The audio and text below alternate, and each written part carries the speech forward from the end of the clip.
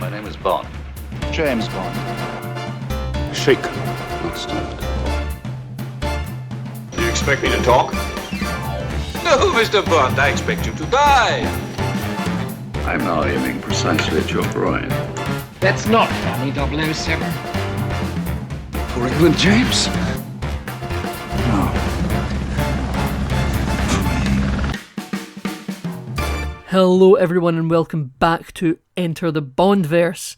I'm one of your hosts, Nathan. I am joined by the amazing YouTube extraordinaire writer, video gaming game critiquer. His name's Kyle. Say hello. Say hello. Did I do it right? Yeah, Kyle, you've done it right. You're the perfect reinvention of the franchise, actually. Yeah. Thank you. Oh, yes, indeed, yes. Indeed, Kyle 2.0 over here. Kyle 2.0 over here. We could have used Kyle 2.1, but actually no, it became time to move along and we decided that it was best. Because we got rights to an old Kyle the Scott book back and decided that, no, we're moving on.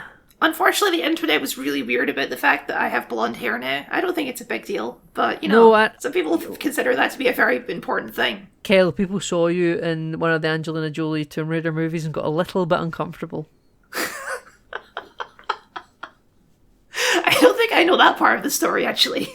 No, he was in one of the Tomb Raider movies, though. That's probably where he was brought to a lot of the attention of people pre-Bond, you know? Interesting. The guy from Tomb Raider? What? Kyle, it's Casino Royale! It's Casino Royale. It's a new era of James Bond.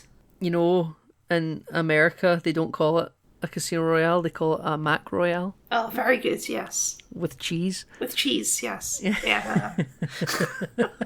Kyle, this movie's just reinventing the wheel, isn't it? It's really interesting to think about the fact that there's only 4 years between this and Die Another Day, because this really feels like another era. So, I've thoughts about that watching this film, because obviously we should talk that like they were going to just continue on with Pierce Brosnan. Die Another Day didn't do well, but it wasn't like we're ending the Pierce Brosnan era kind of bad film. Yeah. They were going to make another one, and then they got the rights back to the Casino Royale book, which, you know, famously has got a spoof movie done on it way back when, in the 60s. And when they got the rights back, they thought, right, well, this is like a Bond origin film.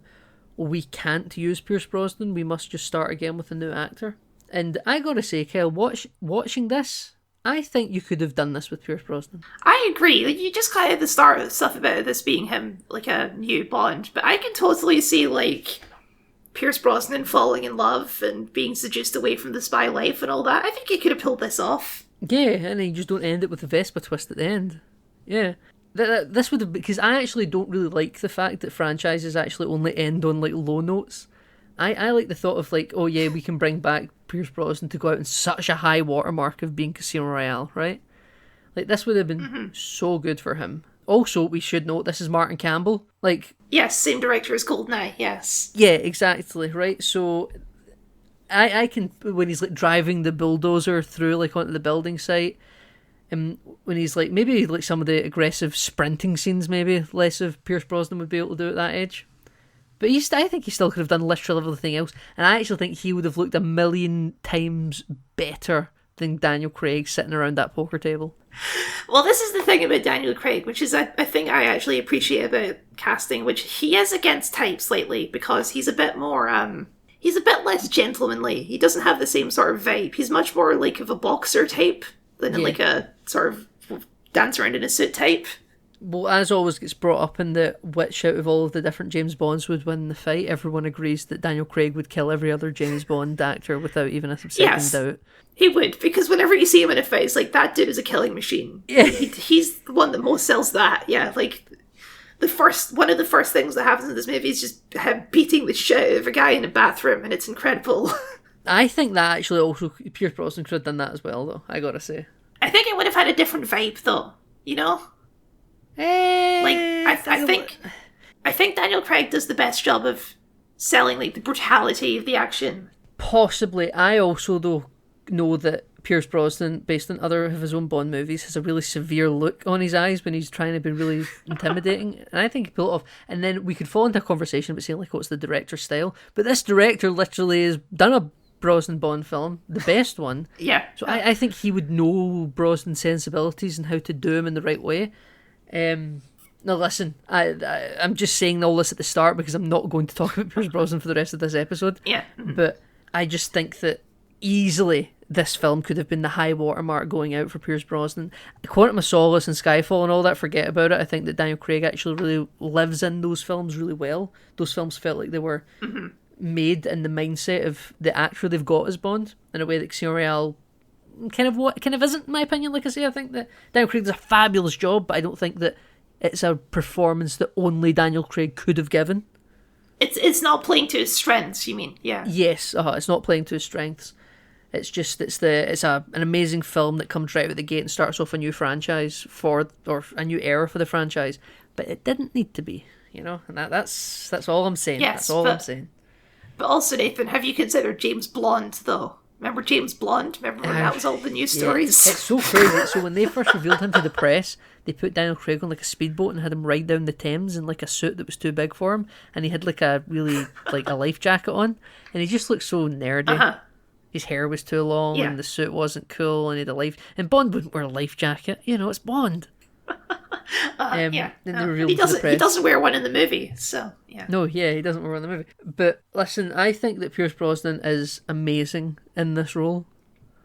Not Pierce Brosnan, sorry, Daniel Craig. I mean, I do think Pierce Brosnan is great in this role, but yes. Yeah. Sorry. Listen, it's hard to let go, as many people probably felt at the time because this guy was blonde. Daniel Craig is really, really good in this role, and there isn't like a single moment of this movie where I'm like, you're not doing it for me, No. I think, he does play like a very different version of Bond, but I don't mind because that's kind of the tone of the whole movie. He's not as suave. He's not as, quippy. I would say, how we have a running thing of, how the different Bonds are, portrayed in a single word, right? Yes. I would say, Daniel Craig plays James Bond like a killer. A cold-blooded murderer. He could easily be like a villain. Like a Bond villain henchman or something. Uh-huh. Oh yeah, as soon as you, this is a great part in the later movie, he jumps to murder almost immediately for every single situation. It's like, well, I can't join the poker game again, guess I'll just go kill everyone with a knife. Yeah. This film is really about finding who is James Bond versus who is the persona of, Bond, James Bond. Mm-hmm. Who do you... It does feel quite origin story in this. You do get, kind of with the car, especially, a sort of, this is how he got the famous car, the stripe in his trousers in Solo, that sort of thing. Yeah, exactly. This is, we get some backstory about how he did this because we should also note, this isn't just a recast, this is a new universe, apparently. So, this is a reboot, yes. Yeah, everything from Dr. No through to Die Another Day is somehow supposed to be the same guy. Now, it's not, but they claim that it is.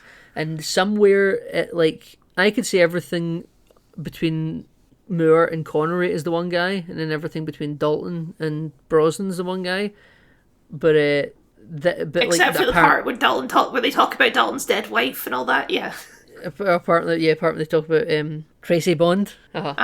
So they're all supposed to be together, but this is meant to be, including on the part of the producers, the Broccoli's. This is its new universe. Doesn't matter what happened before. We're keeping Judi Dench, and everything else is new. Yeah, the fact that they keep Judi Dench is the one part that makes it confusing, but also it's we've got Judi Dench, we're not going to let her go. Yeah, exactly. If you really wanted to make a clean cut, you would recast them as well, but they just couldn't. And it's fair. Uh-huh. I wouldn't want to get rid of Judi Dench, but every other recasting incarnation always has holdovers, so this kind of just feels like another recasting holdover, which is how I think that it always should be, but they want to pretend that this is actually something different. And that's fine, if you want to say that. Yeah, it's... I don't think anyone, we've been talking about these movies for a long time now. I don't really give a shit about the continuity, Nathan, do you? Not really, but it feels rewarding when continuity comes back into play, Oh, sure, when we get, a little cameo from General Gogol, I understand that, but yeah. Yeah, I like to think that my investment in this world and these characters will be rewarded again at some point, And I think that, by the way, the Craig era is very good at it. Oh, sure. The Craig era is much more like each movie is more of a sequel than like Yeah, the this is previous ones, which are more this is- or less disconnected movies. This is a single narrative. Now, I'm sure as we get further into these films, we'll discuss how this single narrative actually isn't always pre-planned as maybe they want you to think. No. Yeah, well, yeah, right. But like, it's definitely a very. They try it to be quite a cohesive universe. Because how many did Craig do? Did he do 5? 5, I believe. Yeah. he done 5. I've seen every Craig movie in the cinema. The first Bond, I've seen every one of his movies in the cinema. Well, that makes sense because it's the only one that, like, when you were at cinema age. Well, yeah, but like all these Bond films have been re-released over the years, and I've seen other actors, but I've just not seen every single one of these actors in the cinema. You know, like all of their films. You know, I've never seen George Lazenby in the cinema. Kyle, I hate to admit to you. That is a travesty, Nathan. You got to get that sorted. Even just to hear the On Her Majesty's Secret Service theme, like that's a great theme. George Lazenby is the people's Bond, okay? He is the people's good comrade Bond. Yeah. Now we should actually probably talk about this film. Probably, yeah. We have a cool, just black and white opening. We're in Prague, Kyle. We're in the Czech Republic, and there's a man going up his glass elevator. And there's no gun barrel, there's no theme, there's nothing. We're just into it. Some grey logos. I know. And it's a man called Brave Dryden. New World. It's a Brave New World. This is a man called Dryden, who apparently is the section chief. And he notices that his safe's been broken into for some reason. And he sees that there's Bond sitting in the corner. And he's like, you know, you're trying to scare me, Bond, you know? Like, who the fuck are you? You're not intimidating me. If they really wanted me dead, they would have sent a 00 agent. James Bond, he's not a 00 agent, Nathan. He's just a guy. He's just a dude. He's just James Bond, you know? That's it. He doesn't even wear fancy dinner jackets. No, James Bond, MI6 agent. He's just a Charles level agent. Yeah, he is just a Charles level agent. Yeah, God. What some kind of normie is this guy? Apparently, M doesn't mind Dryden earning a little bit of money on the side, because I think M actually probably would mind that. But apparently, no, M doesn't mind somebody else earning a little bit of money on the side, but not by selling secrets. Like, you're actually a traitor. Yeah, she doesn't mind if you open an Etsy store to sell beads or whatever, you know? Now, apparently, to become a 00 agent, Kyle, it takes 2 kills. Yeah, I guess those are the 2 O's. This is the 2 O's, yes, So I guess currently he's just 07. He's just 07 at the moment, because at this point in the meeting, we start to get this meeting intercut with an action scene of Bond fighting someone in the bathroom. I say fight, he's murdering this man. It's very much a one-sided fight. And this is apparently Dryden's contact, and Dryden puts 2 and 2 together and realises that Bond has killed him, and says, you know, how did it feel to like kill him? Was it a good death? And he was like, no, it was actually quite a brutal death, if you must be known. And at this point, Dryden's pulled a gun on Bond when he kind of finds out what's happened, but there's no bullets because Bond is smart and he's removed the bullets from Dryden's gun in his office. And Dryden goes to give him a little bit of advice that says, you know, the second kill will be easier than your first kill. 007. Or not 007, just Bond. Yeah, just Bond. Just James Bond, yes. Just James Bond. But Dryden doesn't get to finish telling him that because Bond pulls the trigger and Dryden is now immediately just dead. And then Bond kind of goes, yes, I completely agree with you, even though he didn't get to finish his statement.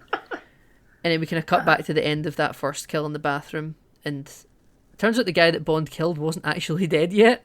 He gets up to shoot Bond and then picks up the gun on the ground and turns around and shoots him, and we fall right into the opening gun barrel scene, and then we're into Chris Cornell's You Know My Name. A contextual gun barrel, Nathan. This is bold stuff. I think if they'd done this today, it would get called woke. I don't know if it get called woke. I think it is Virgin on the line and very cheesy, though. I love it. I absolutely love it, Kel. I think that this opening scene into titles is one of the most energetic opening into titles of the franchise. I think this movie, because obviously the Craig era has a reputation for being much more serious, which it is, but it doesn't quite cross the line into being like a totally serious action movie. It is still kind of like on the lighter side with a lot of the stuff. Well, it's like dancing on the line a little bit. I think the first 3 Bond films are a bit like that. Sorry, the first 3 Craig Bond films are a bit like that. I think by the time we get to the 4th one, we just decide to lean into the Bond nature of the franchise. But this very much wants to be a Jason Bourne, sort of Homeland, post 9/11 kind of serious, Bond, yes. gritty, thriller Bond, yeah. And it has to kind of use some of the Bond iconography because that's the franchise you're using. But I actually always get the vibe that especially Daniel Craig, they almost kind of resented having to Bond up their films. No, that's definitely not where we end. Listen, I think as this franchise goes on, we end up going full Bond. But I do think that this feels so unlike anything that's ever come before, and I almost feel like they don't want to use anything that's come before. I mean, we'll get into it, but yeah, this is a good intro, a good song, very hype song, which I appreciate. I like a hype Bond theme. You do like a hype Bond theme, and this is hypey. Chris Cornell's "You Know My Name" is an all-timer. This might be in like my top 5 Bond songs ever, actually. It's good. It's also the theme they use for most of the movie because they kind of save the Bond theme till the very end. They seed it a couple times in the movie, but for the most part, it's using the "You Know My Name" score instead. Yeah, use the motif. Yeah.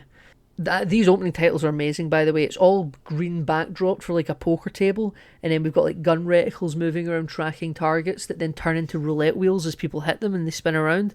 When you stab somebody, they bleed out hearts, and the throwing stars are clubs and spades. Like, it's all sorts of card stuff. Yeah, it's good. It's not just CGI women dancing. Yeah. Yeah. The one of the gun reticles goes over the Queen of Hearts, and it turns into Eva Green's face very briefly. When the one part that I think is kind of cheesy is when they shoot through the 7 and they shoot 2 holes through it, so it becomes 007. Oh, then it kind of highlights on like a computer screen and it's like status confirmed. This is a bit like Dying of the Days. The plot is continuing through the credits. Not literally, it's only in that singular moment as opposed to the whole thing. It's more like GoldenEye with the Soviet Union falling. It's telling us some contextual information. It's telling some more contextual information. And it's like, 00 status confirmed. This man is now James Bond 007, not just James Bond, killer agent for the government. And then, we cut from like black suit, because everyone's in silhouette or like red silhouettes or yellow silhouettes, but Bond is in a black suit silhouette, and then he pops out. He says, "You know my name," as he approaches the screen, and Daniel Craig comes into full force. And I think it's just brilliant. It's just like, this is your Bond. Look at his piercing blue eyes and his blonde hair. You freaks that hate this, you're gonna love this film. I think anyone that pretended they hated this movie in 2006 was coping so hard, unless like you're like a child like me in 2006 that was sad it wasn't Pierce Brosnan. But this film was like, this is James Bond and you're going to love it. And I actually think that, come on, even people that didn't like blonde Bond at the time now respect that the Craig era was one of the high peaks of the franchise, and Daniel Craig was amazing in the role. I think Royale is one of the best Bond movies ever made. It does. It makes me feel very bad for whoever gets cast as Bond next, because no matter who they are, they're going to be like, "Well, you're not the real James Bond," you know. Yeah. I think that's why the game hasn't revealed who the actor is yet. Like, people have guessed, but they haven't officially said like it's this person yet, so that they kind of mitigate that effect a little bit. I thought it was like a motion capture thing where it was just the actor's face is who it is. Is that a custom face? It is, but they haven't actually. People have guessed who it is, but they haven't actually revealed like who the actor is yet. I thought they had. Okay. Well, I mean, I think it's smart of them to just have their own continuity of the Bond franchise with their own actor. But this guy's never going to be like in the lineup, and like, people talk about the Bond franchise. Now, my favourite Bond is the one from the video game. I do kind of wonder though if Amazon are kind of looking at the games like, well, if people like the game, maybe we'll just use this guy. I don't know. God, yeah, I suppose they could do that, couldn't they? Well, Kyle, we take out of these credits and we come into Mbale in Uganda. I'm not quite sure how to pronounce that, but Mbale is how it's spelled. And it's pouring with rain, and we're seeing all these like, army fatigue people running around. They're terrorists or freedom fighters is what they're called eventually. Yes. We get the vibe that they're maybe bad guys because one of the children has a machine gun, so like probably not a good situation. Yeah, not a good situation. But they're like guerrilla fighters of some sort in Uganda. And there's a guy who's clearly not a native in a suit, quite all well turned out, called Mr. White, who's just standing observing everything. And he speaks to the head guerrilla guy, Ugandan fighter, and I'm sure this guy's a name, but I don't remember if they use it in the movie. It's not in the movie. It was in the Amazon Prime Video X-ray feature, but I'd never noted it down. Don't know why I didn't. Should have. Well, great. Yeah, he's talking about having a meeting to secure money with some sort of financier banker, and Mr. White says, "My organisation only can guarantee introductions. That's it." So then all these jeeps show up, and we get people coming out of the jeeps, and there we meet Ben Mendelsohn. Not Ben Mendelsohn. Ben Mendelsohn. not Ben Mendelsohn. Not Ben Mads Mendelsohn. Mikkelsen. Mads Mikkelsen. I'm in Rogue One Yes, mode. Orson Krennic steps out. Yeah, he talks full like Coleman. Yes. Yeah. Mads I'm Mikkelsen. here for the spiders. Yeah. It's bad luck, Uganda. So, yeah, Mads Mikkelsen gets out of the Jeep and he's playing someone called Le Chiffre. And he's a banker Yes. that provides services. Le Chiffre, yeah. Le Chiffre, who provides services to, in his words, freedom fighters. But of course, he's just being nice to these people. These people are like guerrilla fighting terrorists, probably. And they give him suitcases of a few million. He does have a James Bond villain scar, but because it's 2006 and it's more serious, it's just a small Bond villain scar. It's not like a big comical one. Yeah, but it's just a little one. His eye is kind of glassy, like. His eye is glassy and it bleeds blood sometimes. And he Yes. weeps blood sometimes, apparently, which is a torment of the tear duct or something like that. He explains. Now, the Ugandans give him this money so that he can bank it for them and launder it for them, and they can access it anywhere in the world. But after Le Chiffre leaves, he's a criminal banker. Is the deal? yeah. But after he leaves, he speaks to his stockbroker. And he tells them to invest another 1 million in Skyfleet stocks to short them. He wants to bet against them, so he wants to short the market. And his stockbroker's like, we expect that these stocks are just going to like go up. Like, what are you doing? And he's like, well, I've got the money, just do what I say. And that's it.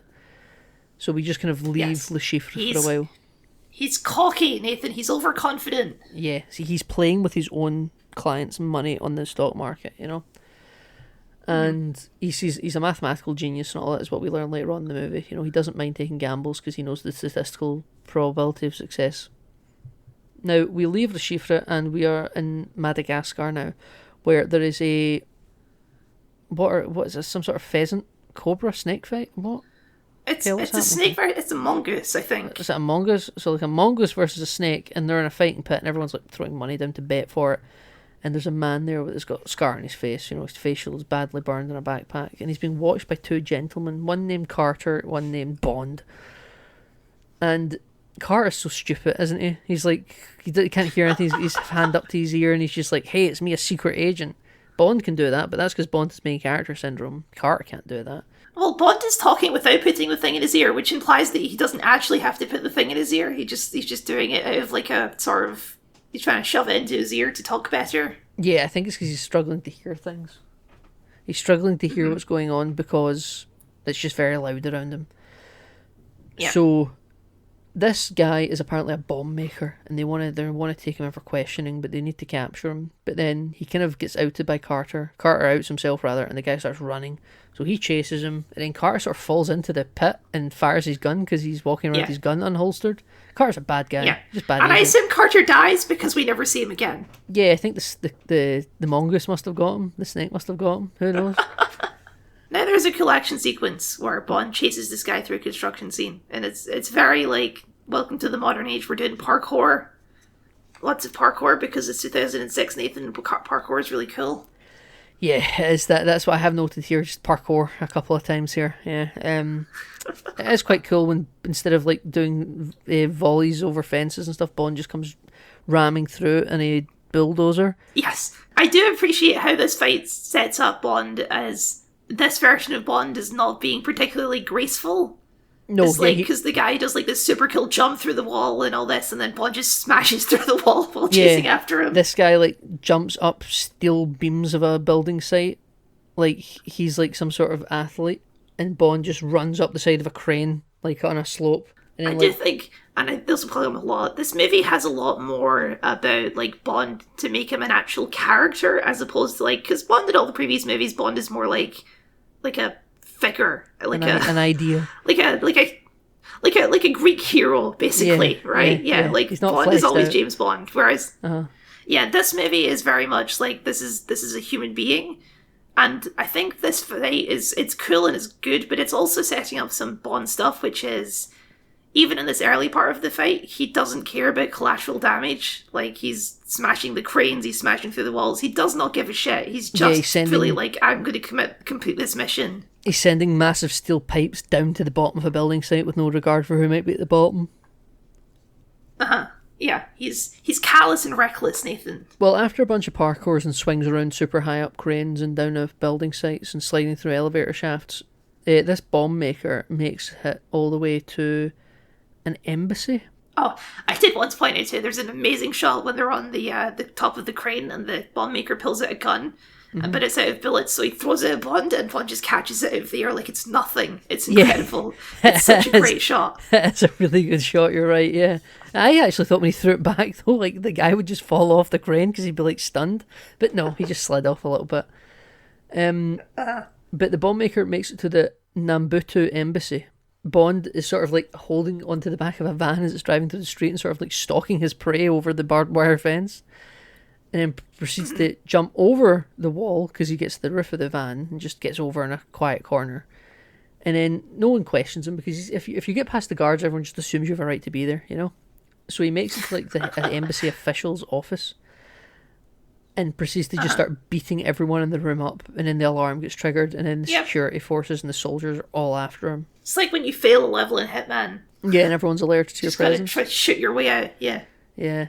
So Bond makes it to like the exit, I suppose, with the bomb maker as a hostage, but he's surrounded. So he kind of fake surrenders. And then Bond gets another gun from out of his holster, his gun, as opposed to another gun that he took, and shoots the bomb maker dead, takes his backpack, and shoots like a gas canister that's behind all the soldiers, and it explodes. And it seems I conveniently placed propane tank, yes. Yeah. And it seems to kill no one, it's just like a big shock and awe explosion. So then like everyone gets up and is all like dazed and confused, and Bond's just gone in the mist, you know? In the massive hole in the fence that's behind them. And then we cut to like Bond raiding the backpack, and he sees the bomb in that backpack, you know, and he finds a mobile phone, and on that mobile phone there's a name on it, and it's called Ellipsis, which is a code for something we'll get to later. Yeah, I don't know if they ever fully explain the ellipsis thing in this movie, do they? Yeah, they do. So the code is on a rotator. It changes every 48 hours or something, and that code is the security access code to get into like the behind the scenes part of the airport, because that's back in the days where keypads also had letters. So an E would be tapping the letter 2 3 times or something like that, and you type in that word in the number pad, and that would open your door. I guess I thought ellipsis meant more than that. I didn't realize it was literally just the door code. It was literally just the door code, yeah. Okay. That's why there's like the ticking clock element to find a new bomb maker quickly, so he can use this code while it's still valid. Yeah, that's all that code is. Right, gotcha. But now Bond needs to find out who sent that code to this bomb maker. There's a quick scene with Le Chiffre where it's not really important, just establishing that he's good at poker, but I did have to point out that he does all of his crimes on a reliable Sony Vaio, Nathan. Yeah, you're right, he does do that. I know all movies have product placement, but like I don't know why in this one specifically. It's just the fact that every single person in the movie always uses a Sony Vaio laptop. I just found it very funny. Yeah, I suppose for 2006, maybe when technology was, or not technology, but like product placement was, the audience were less literate to this kind of thing, and not everyone had laptops. It was just kind of, it was just unspoken that yeah, that's probably what a laptop would look like. Whereas the logo's really I think it's just because the Vaio laptop is... The Vaio, as far as I know, does Sony Vaio still even exist? I have no clue. I don't think it was a very popular laptop, I'll be honest with you, but... Well, it's a favourite of the MI6 and of... Spoilers, Spectre, I guess, but yeah. On that Sony Vaio laptop... Spoilers for 4 movies from now. On that Sony Vaio laptop, we note that Bond was caught on camera blowing up this embassy. So yes, they now know that there's really cocked this up. We now know there's an MI6 agent that is hunting down bomb makers for some sort of wider organisation that remains mysterious to us. And Le Chiffre now knows, and M also now knows, because we now cut to M for a very brief scene of her coming out of a committee room meeting in London. And oh boy, it's Judi Dench in her prime. I love this scene. She's pissed, Nathan. She misses the Cold War. Things were simpler back then. Yeah, she's like the only person I actually answer to is a joke, I think, about like the franchise. So very good. Yeah, well, she at one point she's like, you know, the only person I actually have to answer to is the Prime Minister, and even he's got like the brains to not ask us what we do. And this is like a low-level MP committee meeting where it's all public information, so she's got to be like really careful in what she says. And she's like, and then she holds up the newspaper that shows that Bond's done what he did, and then she's like, it blows up an embassy, you know, like anybody who done that back in the day would have the good sense to defect, you know. And she's like, Christ, I missed the Cold War. And she's got this little aide running behind her, like that's really stressed out, just while she's having this breathless rant.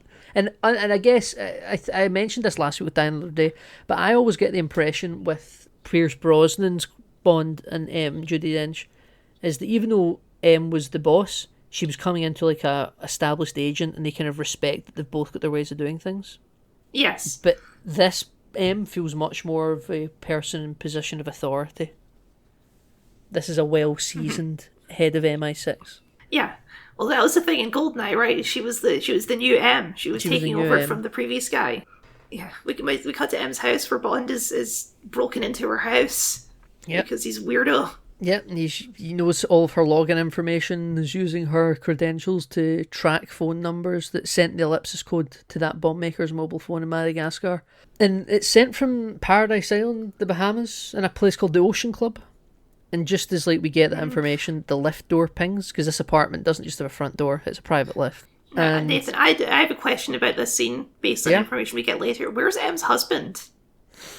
So I think that this film doesn't really imply it, but based on, because I think we've seen M's house in like another film after this, I think that maybe she has like a central London apartment, and then she'll have like a home a little bit further out from like there. And this might be her, like... Okay, so she has a working house than an actual house. Yeah. Because this is like a lift door up to like an apartment building. This feels like where she lives in the week, you know? And like on Fridays to Sundays she stays back at the family home, you know? Understood. Makes sense. And Bond is just sitting there, like, just nonchalantly. And M is just kind of furious. I think you said previously that they have an almost like maternal relationship or like a mentorship. I think they do. And it does definitely play that way. It's like Daniel Craig is like her rebellious son, is the way this sort of plays. Absolutely, yeah. I think there's, not yet, but I think this relationship grows to one of equal respect and love, I'd say, as well, especially because we know what they do with the M character going forward. But definitely this feels more like a maternal sort of mentor relationship going on here. So M is furious that Bond stormed the embassy just to kill one bomb maker, and Bond was like, well, I thought one bomb maker less would be a good thing in the world, Kyle. And she's like, well, that's the point. Like, he was one bomb maker, he was nobody important, but he would have had information that could have led us to access the larger terrorist organisation that we're trying to infiltrate at the moment. And somehow this conversation leads to Bond thinking that M was a randomly assigned letter, and he had no idea that it stood for something. And then before he gets to finish that, M says, if you utter one more syllable, I will have you killed. She asks, like, how the hell did you find out where I live? And he's like, well, same way I found your real name. Yeah, you're right. M thinks that Bond has been promoted too early. He's arrogant. Yeah. Well, this film goes a lot into Bond's ego. This comes up. M brings it up to him. Vesper brings it up to him. Like, Bond and his ego and his ability to just, like, he treats himself like he is the almighty hand of righteousness. He can do no wrong, you know? And he needs to learn to be humble with it. He has the skills. He doesn't quite have the know-how. The know-how, the wisdom. Yeah, the wisdom, yeah. But M thinks that Bond's been promoted too early, but like Bond then says, you know, the life expectancy of a 00 isn't long, so you might not need to have that regret in your life for too long. Actually, I might not be around much longer. And M would like Bond to make more dispassionate judgment calls instead of leading with his ego. Like I say, that's what came up there. So Bond leaves and gets told, don't ever come to my apartment again. So we cut to Nassau, Kyle. We're in the Bahamas. We're going to the Ocean Club. A Bond classic. This is where we first introduced to Bond in Doctor No, I believe. I believe so it is as well. Oh, is that not Jamaica? Maybe Jamaica. It's the Caribbean Islands, Nathan. It's close enough. It's Caribbean Islands, close enough. Okay, that's fine. Bond gets the shittest rental car ever that shouldn't be in keeping of 007. It's just a shitty Ford sedan. He hasn't earned the fancy car yet, Nathan. Okay, he's He's earned 00, Kyle. Bond. He needs to earn the car. This is what James Bond should be driving before he gets the 00 title. You get 00 title, you should get all the perks and more. But currently he's going rogue because he's not supposed to be working the case right now. Yeah, you're right. He's really just sort of being covert right now. I suppose he doesn't get any government wish list items. You're right. But he does, however, have his cool Sony sat-nav Ericsson. Which, Sony, you gotta love the Sony, Nathan. Yeah, I suppose you do. And I actually think for 2006, this cool sort of doesn't look like a smartphone, but it's got a cool sat-nav feature on it, and it's like a front view sat-nav. I think that looks kind of spy-like, but then you kind of translate that to what we would have a few years later, and you go, oh, right, okay, no, that's actually really shit. That's just a thing everyone has, yeah. But the thing we have now is just a million times better than this. Like, I have multiple different apps. I get that is the issue for modern James Bond, right? I guess you can sell a watch laser in 2025 would still be pretty cool, I think. So you can still do a watch laser. Yeah, I suppose so. Bond is in some sort of... His outfit is just like a white shirt and some tan trousers with some pretty nice shoes. He's dressed pretty casually, but he also happens to look remarkably similar to the uniform of the valets at the Ocean Club. And after he gets his car taken away and parked, this asshole in a big Range Rover shows up and thinks that he's a valet and says, are you just going to stand there? You're going to park this for me? I'm not clear if this is Bond's plan or not, because he does kind of stop to like tie his shoe or something. I don't know if he was like he did this on purpose. I think it did work out for him. It wasn't on purpose. I think this is Bond getting lucky. I don't know if this was on purpose, but I think when he goes to tie his shoe, that's where you can assess the security situation. And he was like, I need to create some sort of distraction to get into the security office. And in that moment, this has just availed himself, and he's like, all right, well, I'm going to fucking do this then. He was activating Eagle Vision to see all the interactive features. Exactly. It's possible that he always wanted to do this, hence why he's dressed so similar to the valets, and that it just happened to be so easy that the next person that showed up was a complete asshole and not a nice person, it's some high-level planning if it was intentional. Yeah, because imagine like it was a lovely gentleman that shows up. Let's go, thank you very much. I'll tip you really well. Thank you very much. And he's got to go and wreck his car. He's like, I don't think at this point Bond would give a shit because Bond hasn't learned human emotions by this point in the movie. I suppose not. So Bond goes and wrecks his car by like ramming it against like a railing that folds back onto everyone else's cars. So all the car alarms are going off.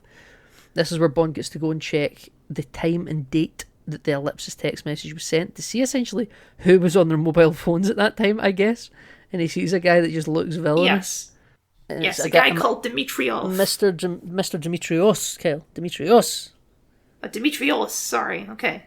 And he arrives in a lovely 1964 Aston Martin, Kyle. And he asks the lady at check-in. Yes, very similar looking car, yes. Yeah, he's like, have you got any reservations? This is like a spur-of-the-moment thing. I actually don't have like a booking, but have you got anywhere available? And she's like, yeah, we got a lovely ocean view villa down the beach. And apparently Dimitrios also has a house. This is where I've written that this is a fantasy movie, because he goes to this super high-fat class fancy hotel in the Bahamas, and they just have an ocean view villa available for check-in on the day. That's bullshit, Nathan. There's no way. Maybe it's too expensive for people to afford, so actually they don't always operate at max capacity. It seems extremely unlikely to me, I'll be honest with you. You gotta book that shit months in advance.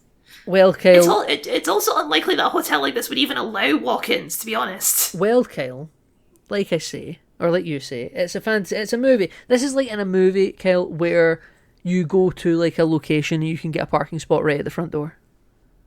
Fair enough, yeah. You'd have to drive for half an hour, like, where's the fucking parking? Yeah.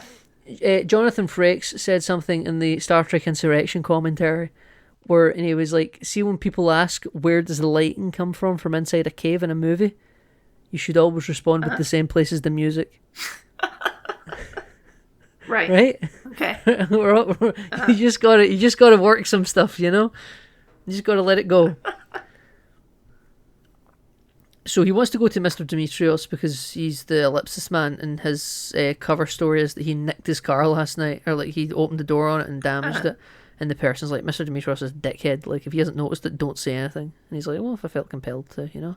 But it turns out they're going to be neighbours because his fucking ocean house is down the beach next to the villa that Bond got. Yes, so he goes for a swim and he spies, as per usual, that Dimitrios has a very attractive wife. But we do get the inverse of the Jinx shot, which is very great, where Bond marches out of the ocean looking spectacular. Imagine Pierce Brosnan doing I this. think it's great. I can't imagine Pierce Brosnan doing this, but yes. This is. I actually think this is meant to be a tribute to the Honey Rider bit, you know, because Jinx is also a tribute to the Honey Rider thing. Yeah, sure. Yeah, I agree. Yeah. But yeah, so it is the inverse of that. But yeah. And Daniel Craig looks tremendous in his little Speedos. Oh yeah, he's the most like definitely the most like physically built James Bond. This is a muscular Bond. Yeah, absolutely. Like, not to say that all the other Bonds weren't in good shape, but like Daniel Craig, he's in good shape. Yeah, this is like a proto MCU. We need to beef up all the actors. Yes, a little bit.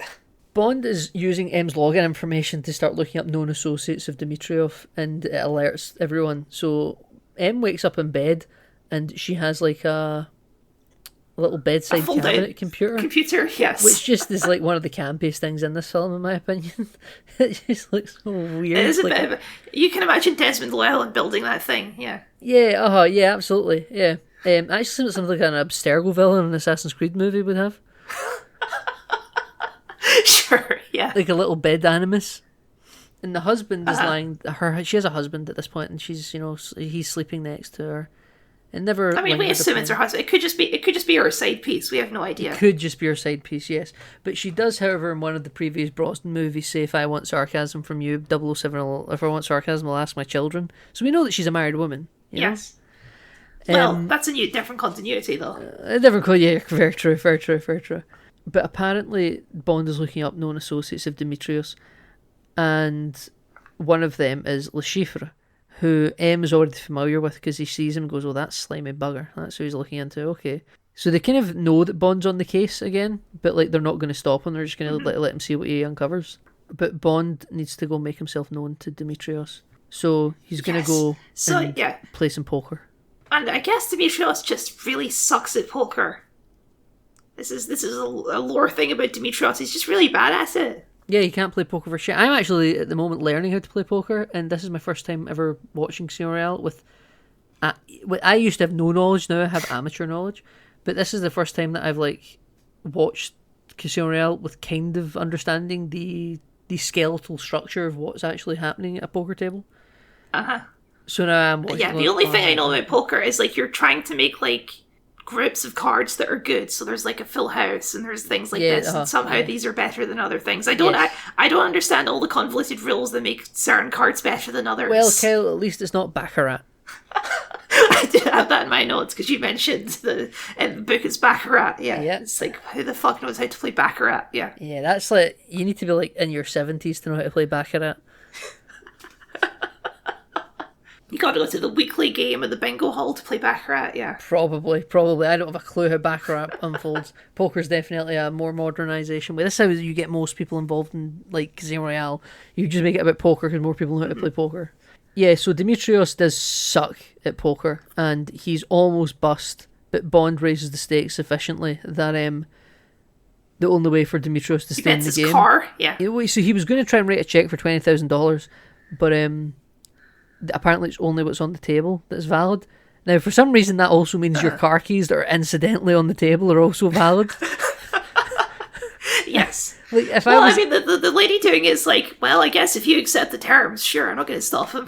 Well, yeah, but I would have thought there'd be more stringent rules in place, because surely the one-to-one chip equivalence of that car is more chips than Bond currently has in that table. It's a 1964 Aston Martin, for Christ's sake, Kyle. That's a 40-year-old motor. Oh yeah, that car is worth like millions of dollars at this point. Yeah. And you're like, this is like a small stakes poker table in some sort of ocean club. You aren't betting that kind of money, but for the sake of the film, that's just got to be how this works, you know? And he loses. And he's lost his Aston Martin, and then Bond, to rub insult to make insult to injury, he goes, can I have the valet ticket, please? Wouldn't it be so funny if he was like, no, that's not on the table? Bond's going to walk around hunting for his own DB5. But I I'll just tell you don't know what he how, doesn't like... have, though, is the registration. Yeah, because unless the guy keeps it in the car. It was like, how do you reinsure this car and transfer ownership of it for, like, records and stuff, you know? Yeah. Does he have to be able to Demetrios later, like a lawyer, to, like, transfer ownership? Sign over the deeds and stuff, yeah. So, it's fine, he's got it. But when Bond goes back to get into the DB5, he calls it the valet. Demetrios' wife is also standing there expecting, like, when the DB5 rolls up, Demetrios is going to show up and get in the car as well. Oh, yeah. Well, Even we have established that Demetrios is an asshole to his wife, so he's not a good guy, because she tells him, like, you're 2 hours late, you bitch, or whatever. Yeah. Why would she, when she's standing there at the valet thing, like, she's not waiting for the car for her to drive, she's waiting for the car for Demetrios to drive. But if Demetrios isn't there, why would she be expecting the car that rolls up to be for her? He's the one that'll be driving it. I think Bond... Yeah, I don't know. Yeah, but anyway, so she goes to climb in it, and then Bond goes, thank you very much. And she says, oh, I can see now why he was in such a foul mood. My mistake. And then Bond's like, let me take you for a drink. And she's like, that would really piss him off. And he's like, 1 drink at my place. Your place is not very far, is it? No, it's not. So they get in the car, and they do a little spin around the roundabout of the front door of the Ocean Club. And then we immediately are back to where we started. I think it's quite a funny bit. She's like, good. You're here the whole time? Okay. So we now make the awkward walk, I assume, back to his villa. Because you don't know each other when you're walking on the beach. I will say, though, Nathan, this Aston Martin is borderline heresy because the steering wheel is on the left, which is not the British way, Nathan. Yeah. Boo! It's not a British model, Aston Martin. Boo! It's a pretender. Boo! Yeah, that is a weird... This is a thing in all the other Bond movies with this Aston Martin. You go back and you see, Sean Connery driving it. It's on the other side, even when all the other cars are on the left. His is on the right. It's, it's consistent, because he took it over from the UK. Yeah. Oh, I suppose so, yeah. But this one is, again, it's a new continuity, Kyle. This is the American-built Aston Martin for some reason, even though you would think it would all have been produced there. Maybe it was for... Well, he gets another one later in the movies, and it is on the right side, because that's the Lego set that I have. Yeah. Is that one? Yeah, because it's on the it's on the correct. Yeah, so this Aston Martin is doomed to be left in the Bahamas, I think. This is a question I have now. Okay, wait. What does Bond do with that car after he leaves the Bahamas? Like, he's like, well, do I sell it on eBay? Like, what do I do with it? You gotta get into the logistics of car salesmanship in the Caribbean. Does MI6 own that car now? Does he just leave it at the local MI6 office? He found a gentleman at the docks called Quarrel and gave it to him. It's like, you're gonna pay me back for this someday, Quarrel. We're gonna be good friends. Yeah, this is the start of a beautiful friendship. Yeah, so also Bond sleeps with his wife, in case that wasn't extremely obvious. Bond sleeps with Demetrios' wife, yes, but Demetrios phones her during this affair and says, I need to leave for Miami tonight. This is where he's going to meet the new bomb maker that will do the deed before the ellipsis code runs out. We don't know yet what that's for. But Bond is like, oh wait, your husband, the man I'm actually after, is going to Miami tonight in the last flight gets the last flight of the night, right? That's important. So he orders room service, and then the guy's like, do you want it for 1 or for 2? And he's like, oh, it's for 1. And then he just leaves her. So actually, I don't know if they actually fully have sex, because they never fully, derobe. That's true. That's true. Bond is able to, again, if Demetrios is on the last flight to Miami, Bond's got to be in that same plane. He's got to make it to the airport fucking quick, right? And then we get to some sort of exhibition of human anatomy, which, listen, I actually think... I haven't noted down. Yeah. I took note. There's a sign on the outside. It's Body Worlds, the anatomical exhibition of real human bodies. Well, listen, I actually think that this exhibition looks fascinating. I think I would like to go to that. Oh, I think it looks terrifying. It looks like the art gallery of a serial killer. This is where our tastes are violently different. This is right up my alley. But what I should say, Kyle, is if this is the last flight from the Bahamas to Miami, why is the exhibition this fucking busy at what I can only assume is like 11 p.m? It looks like people were just there in like a daytime excursion. I don't know what to tell you. It's just I've never heard of such a late night exhibition like this where everyone's dressed for such a casual day out. Not everyone's there in like formal dinner wear. I It's like assume people are this just movie's there. set during like peak tourist times, so like they're all here on their summer vacation. You know, you got to use all the time. You've only got 2 weeks in the Bahamas or whatever, in Miami. Miami. Which Yeah, they're but in now.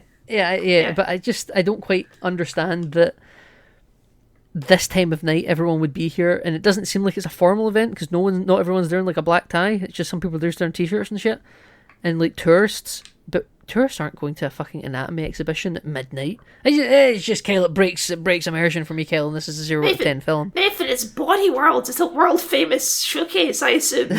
Okay, and they couldn't have it during the day. Okay, because the bodies would melt because it's Anyway, too hot. the point is, Demetrios, he hands off like a suitcase A locker to another key. guy, and yeah, a locker key.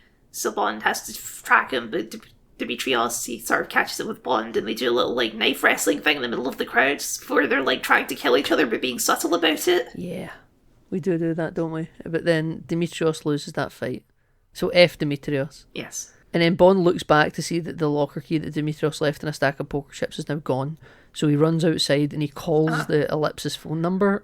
Well, to yeah, see he grabs Demetrios' phone Yeah, to like call him. Yeah. You're right. And he does see someone answer it and go, hello. Now Bond knows who he's after. So he tracks him all the way to Miami International Airport again. Imagine it was the same cab driver that took him here from the airport the first time. Like, hey, you again. He's like, Maybe yeah, it was. He was just like, yeah, wait outside. Yeah. yeah, possibly. It's like, hey, boss, you want me to follow that guy again? Yeah. Now, remember that happened in Live and Let Die? It turns out he was working for the baddie. I do remember that. Yes, maybe it was the same cab driver because that was also in Miami. No, I thought that was in New Orleans. Was it in New Orleans? Oh yeah. Okay, yeah. It's both the southern coast, right? Yeah, you're right. So we see everyone going through security at Miami International Airport, including our celebrity cameo of this film, one Richard Branson. Oh yeah, I missed this, but yeah, he is in the airport. Yeah. Yeah, he is in the airport. He's getting like a pat down at security. Apparently, by the way that's cropped, Is it's he, so that unlike is other he the last people- billionaire that hasn't been cancelled yet and gone all weird? I feel like Richard Branson still has a good I reputation. thought he was into weird like home remedy treatment for cancers and stuff. Is he? Well, fuck. Okay. I'm not sure. Maybe I'm wrong about that. I know Noel Edmonds is, and they look a lot alike. I know in 2006 he was like the guy who did like skydiving and all that. He was like the cool billionaire, you know? Yeah, he So- was the Elon Musk of his day, truly. Yeah. Yes. Before Elon Musk took it too far, and Richard Branson used to shut up. Do people still know who Richard Branson is? Do we need to hope so. explain that? He's the Virgin guy. He's the Virgin guy. Yeah, he does like Virgin Galactic and Virgin Air and TV. Yeah, I have Virgin Yeah, that's Media. why he's in the Internet. airport, because Virgin Airlines, yeah. Yeah, exactly, right. I think it was also part of like product placement stuff. He was like, if you can have my product placement for free, but just like put me in the movie. So, Kyle, I have a question. Mm-hmm. This is a post 9/11 world. You had to buy a plane ticket to get this far into the airport. Which plane ticket did Bond buy? I'm going to assume a cheap one. So it's probably like a flight to, I don't know, New York or something. You know, like somewhere Boston.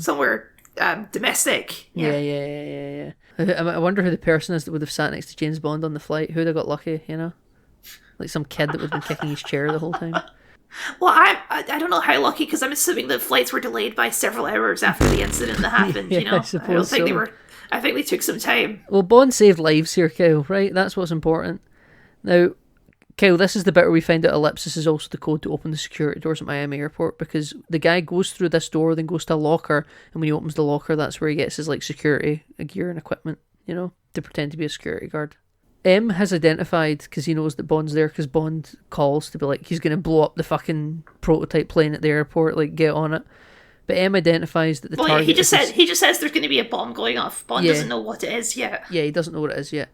But M identifies that it's for Skyfleet's new prototype airplane that's like massive, and this is the thing that Le Chiffre shortened the stocks of earlier in the film, by the way. So blowing up this plane. We get a shot on this plane, and for some reason it's scored with like traditional Bond villain music. It's like the reveal of like Blofeld's Lair, Yeah. the music that plays over this plane. It's loud horn music that's very dramatic. That's what it is.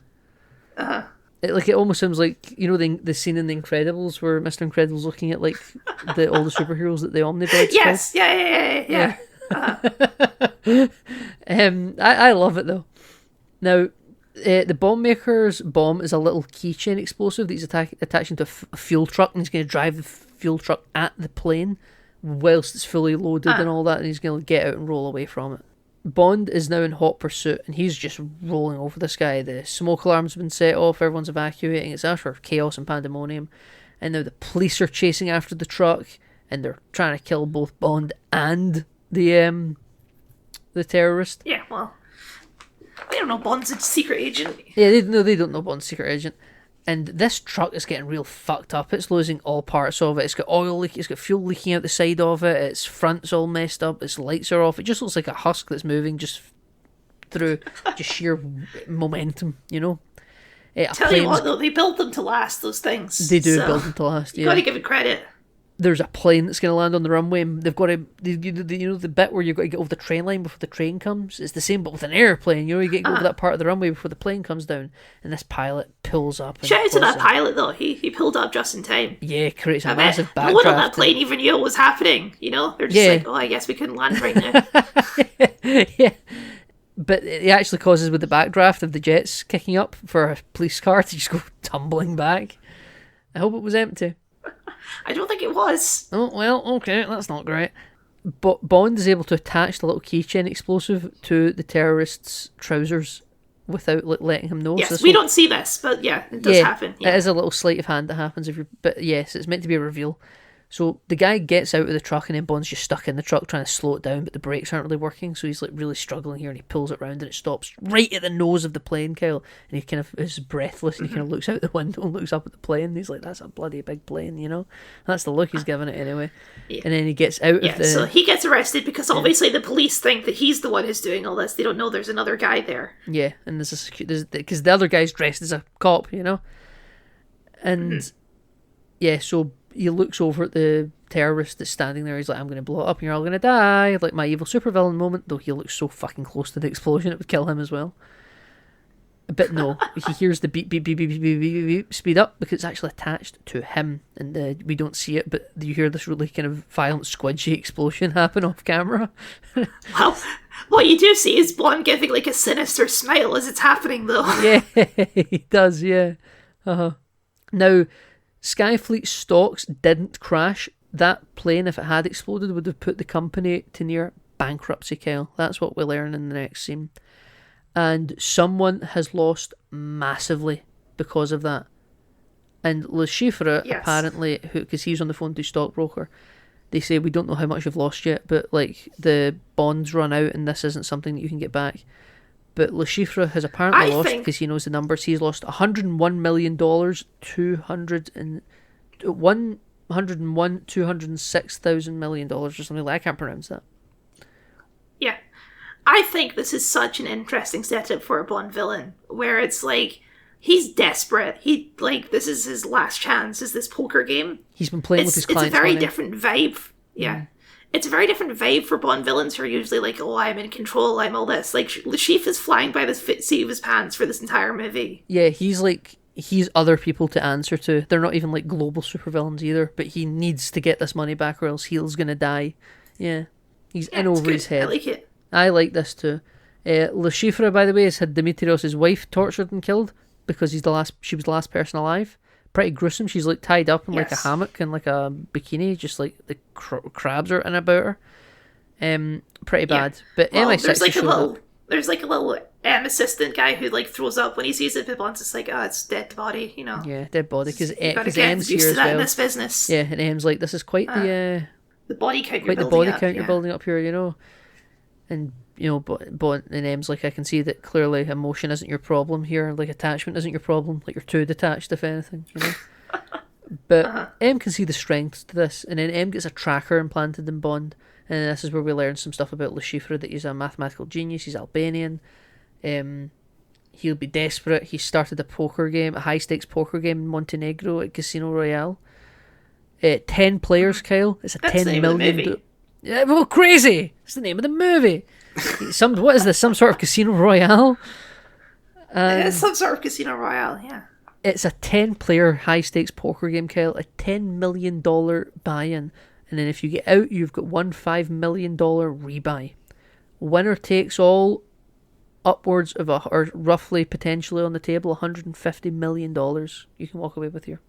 Le Chiffre, of course, has lost $101 million.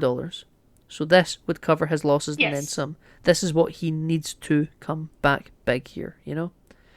Le Chiffre What is cannot afford interesting to about lose. this scene, yeah, he cannot afford to lose, but he doesn't do that much cheating, to be honest. He's just really confident in his ability to win. Yeah, well, the first time he knocks Bond out before the buyback, he's just won legitimately.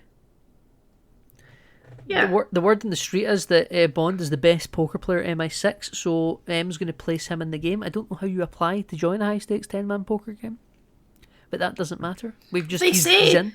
They say like he's covering for someone. Like Yeah, there's someone else who's dropped out, and they're like they've put him in as like the replacement. Yeah, but how do you have the power mechanisms to make Bond be that replacement? You know? I don't know, Nathan. Ask the CIA because they somehow also managed it. So Yeah, two people that Le Chiffre set up super evil swindling poker game. Two of them are government agents out to get him. Like, you would think Yeah. he would, but I suppose we find out later on that he probably knows and doesn't care because he's that desperate or arrogant. So Bond apparently is the best poker player in the service, and he's getting put in behalf of a syndicate. Le Chiffre, when he loses, he'll have nowhere else to go and will need to go to get sanctuary from MI6. That's the plan. M is really getting Yes. resentful of Bond and his trail of bodies, but she knows that this is our best bet. So we're sending Bond on the train to Montenegro. This is where we meet Vesper Lind. indeed, Uh-oh. played by Eva Green. She's gorgeous. What a woman, by the way. Now, I feel like you've said that about like the past 6 Bond girls. yeah, but just it's casting, isn't it? You know, it's everything. Nathan, hot take, likes attractive women over here. Yeah. Oh yeah, sorry, very controversial of me. This is my time to speak my truth. Now, they have a little code name that, like when you meet like an informant to prove that you're both like who you're meant to be meeting. And she sits down and she says, "I'm the money," and then Bond says, "Every penny of it," which I think is a great line as well. I love that line. Vesper Lind's full title, by the way, is Vesper Lind, International Liaison Officer for Her Majesty's Treasury Financial Action Task Force.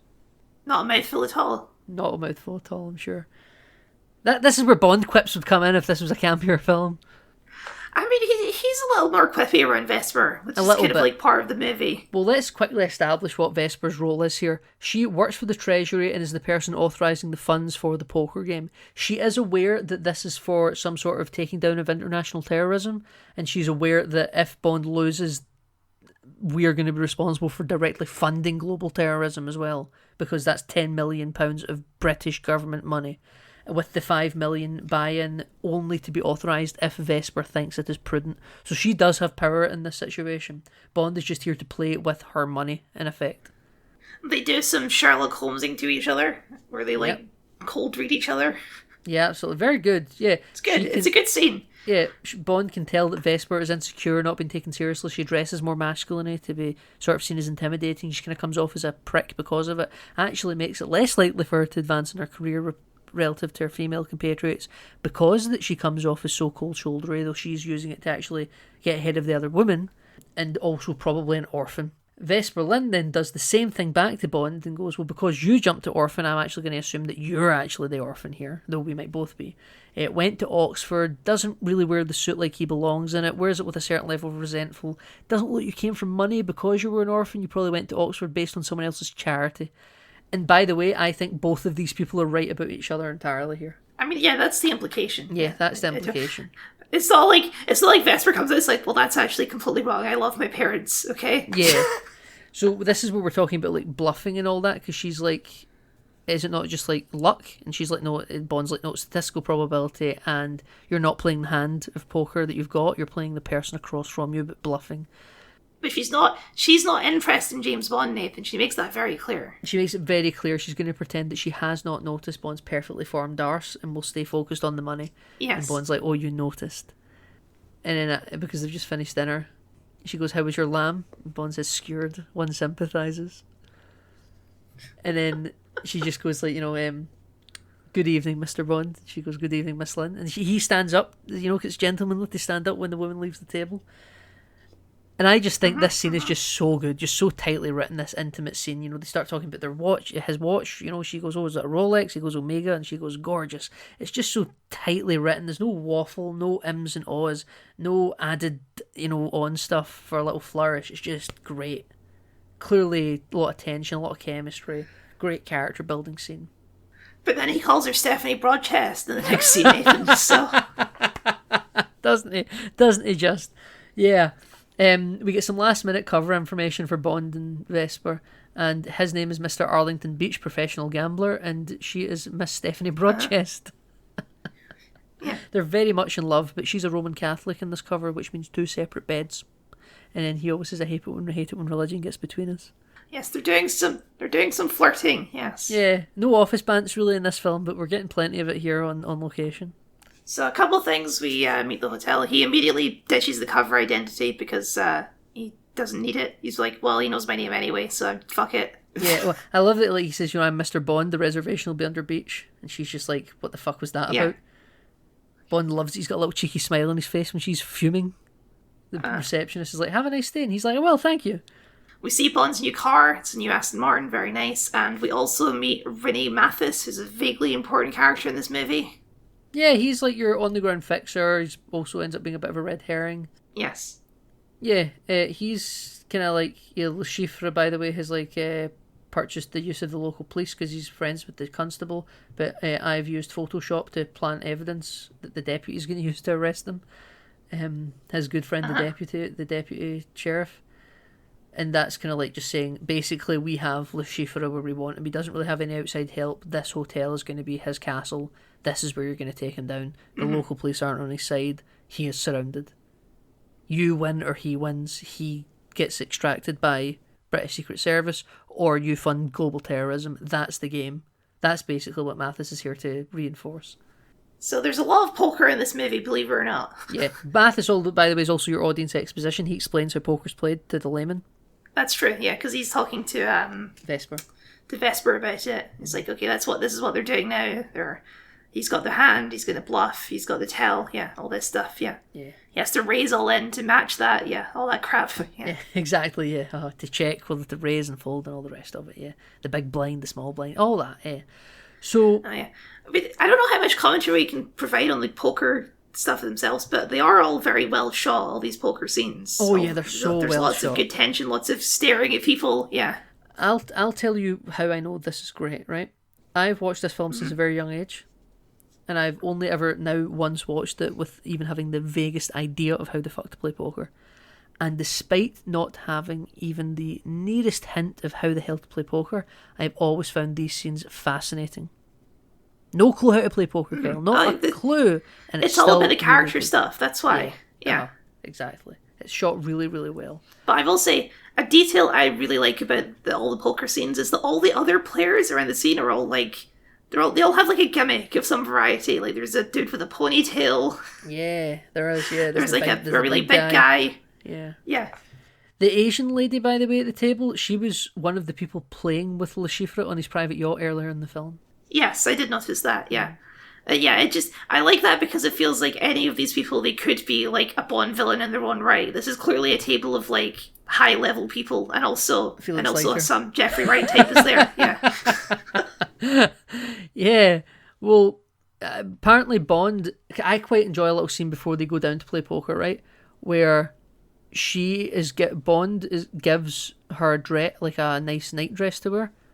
And he's like, I want you looking fabulous for tonight because I want everyone to be looking at you and not looking at their cards when you walk in. And she's like, all right, okay, whatever. And then Bond goes back into his hotel room and sees that he's also got a suit lying there that he didn't bring.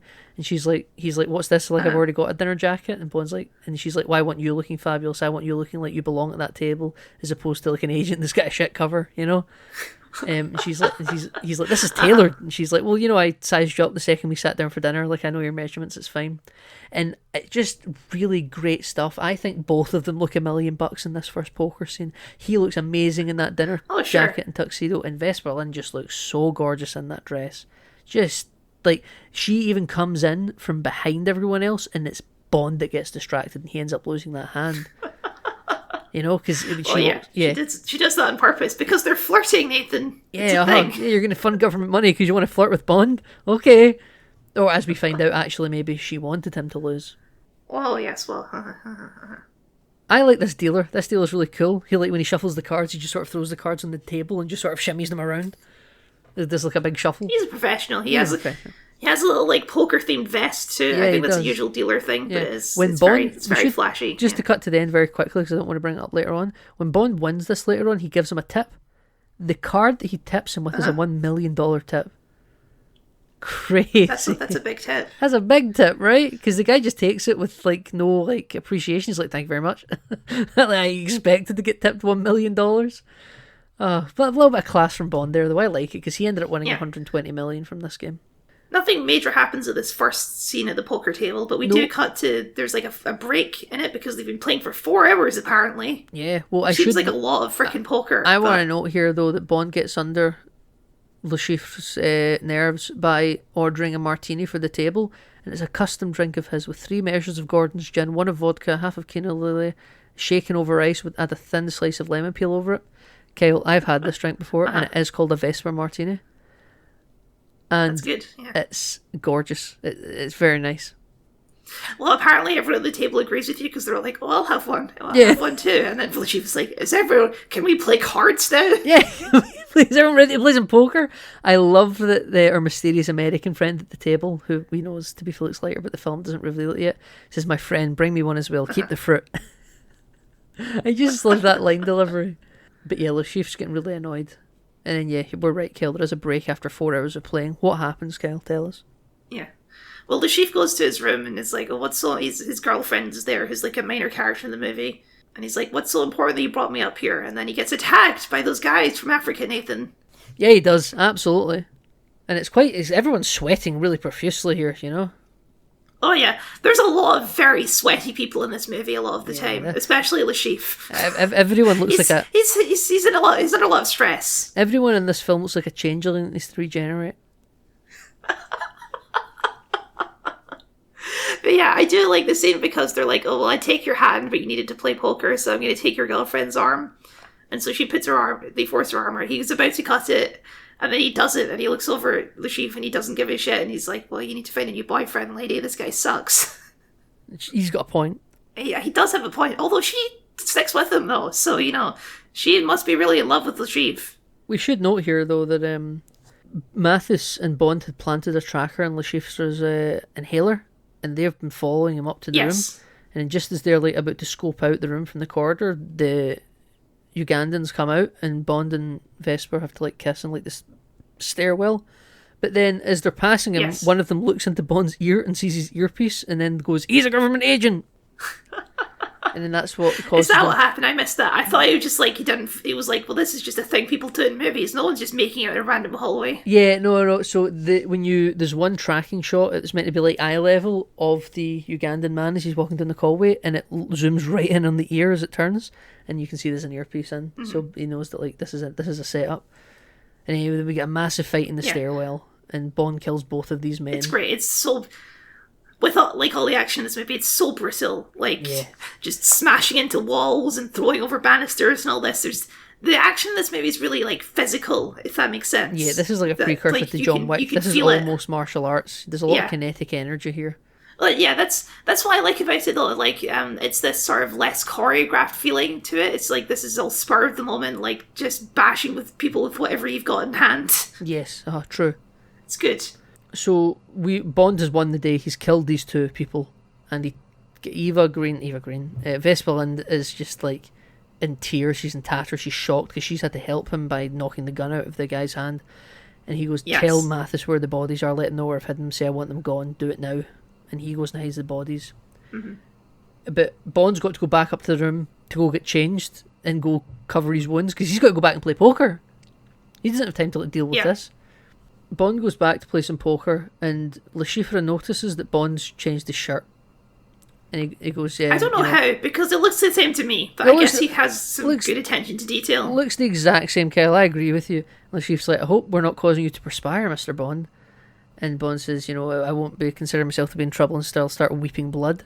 Which is just, God, that's brutal, Bond. My God. Mm-hmm. And then, you can't control that, Nate. You can't control that. That's rude, Bond. Yeah, it's very rude. Yeah. Uh-huh. Now, Bond returns to their hotel suite with Vesper after the match. And by the way, we should note that Bond thinks he's got a tell for Le Chiffre. He has a little twitch in his eye. He tries to cover up when he's bluffing.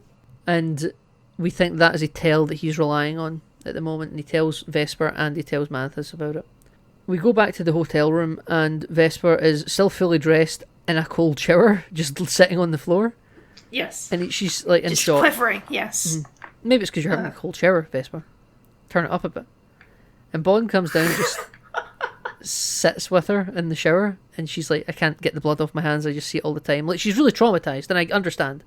And then Bond's Yes. like, oh, we should make this better. Like, I'll make the shower warm, which good for him. But then, like, he starts, like, licking her fingers, and it's meant to be, like, sensual and sexy, but, like, then he's like, see, is that better? And it's meant to be more like of a caring thing. And it's just... Yeah, I don't think it's supposed to be sensual. It's like when you kiss a baby better. Yeah, but, like, you put her entire fingers in his mouth. I do agree it's a bit weird, but other than that, I do really like the scene where he's just comforts her in the shower and doesn't say anything else. I think it Yes. works. I think it's a good scene. Just take your fingers out her mouth, Bond. Yeah, that is weird. I do agree. Apart from that, that's fine.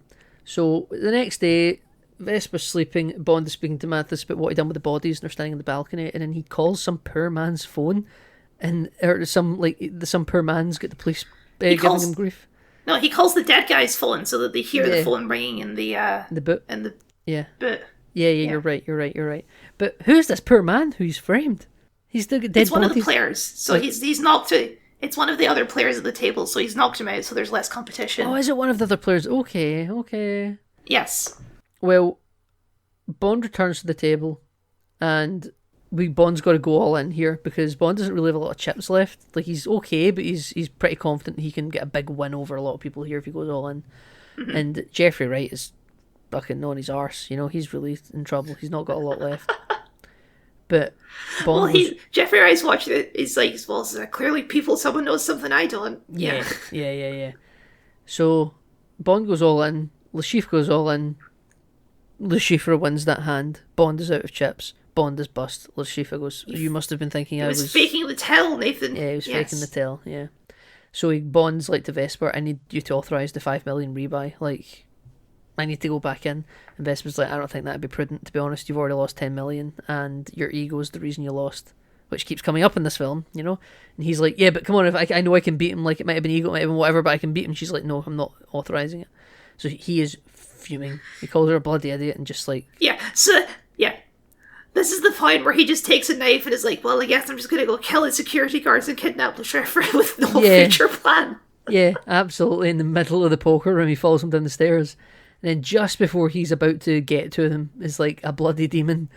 He gets grabbed on the arm by Jeffrey Wright and goes, you know, I figured I should introduce myself seeing as how we're related. You know, I'm a brother from Langley. He goes by the name of Felix Leiter, Kyle. Great to see him. Felix Leiter, number 8, Nathan. Love it. I'm so happy. I think that Jeffrey Wright is an amazing Felix Leiter, and it's nice to see him. I think he gets 3 appearances. I mean, I know he comes back later in these movies, because he doesn't really have much to do in this movie other than to be like a Deus Ex Machina to save Bond from his own mistakes. Mm-hmm. Nice to see him. He does come back later, but yeah. He's good, yeah.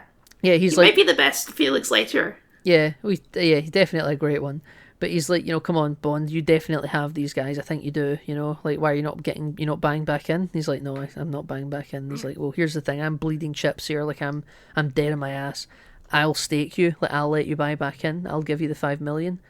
But in return, if you beat him... But we get to bring him in. Yeah. We get to bring him in. And Bond's like, what about the winnings? He gives, like, a post-2008 financial crash US response, which is like, do you really think we need it? Like, this is pre-2008 financial crash, yes. Yeah, that's what I said. Yeah, did I say post? I meant to say pre.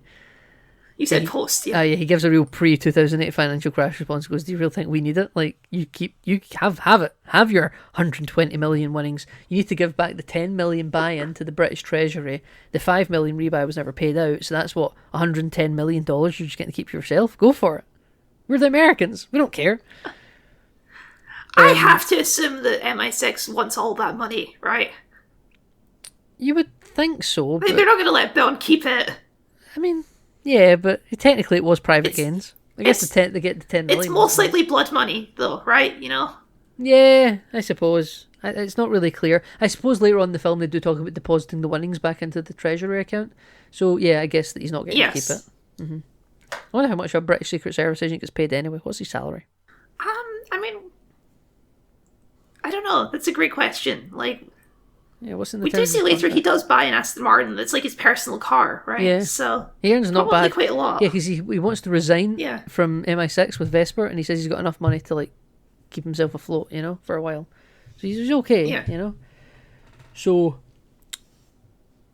Bond goes back to the table, and he has a drink of another martini, and it just doesn't do him any favors. He's feeling really bad, and he's got to run out. He's been poisoned. We missed. I totally missed this. When he's about to kill Le Chiffre, he's at the bar and he's like, "Would you like I'd like a vodka martini." And the guy says, "Oh, shaken or stirred?" And he says, "Do I look like I give a damn?"